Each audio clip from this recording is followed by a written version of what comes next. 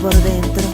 Y poco a poco me estoy resbalando, me estoy arrastrando como un caracol. Yo vivo corriendo, yo no soy un lento, pero junto a ti me siento un caracol.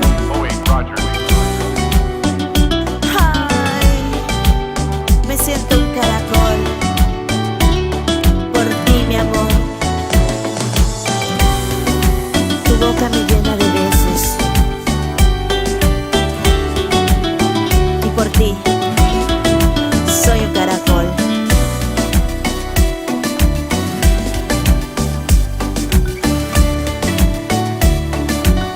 Esto es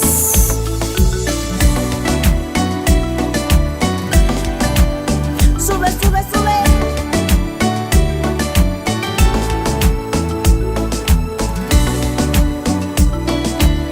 Romántico.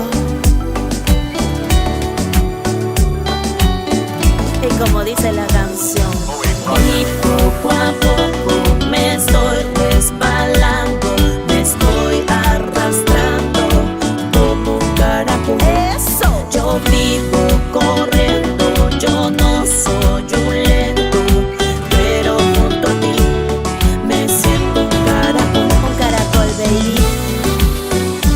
Ay.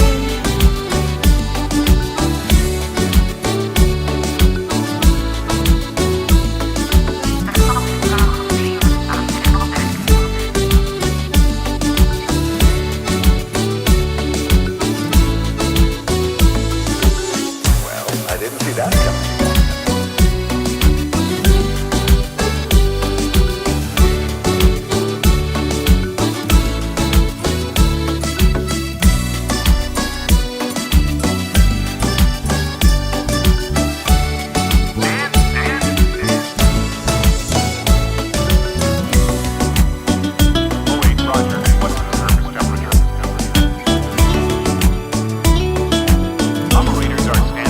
Sono Maurizio Negri, sono un po' il factotum della sagra di Valproto e oltre alla bisata, che è il piatto tipico che è 28 anni che lo facciamo sia in umido che ai ferri, è una tradizione dei nostri anziani, è un piatto antico e siamo partiti perché c'erano degli allevamenti qua di anguille che adesso non ci sono più, però abbiamo continuato perché vengono qua anche da distante, perché siamo stati uno dei pochi ancora a proporla. Quindi allora, specifichiamo prima al pubblico a casa, la bisata è l'anguilla. L'anguilla.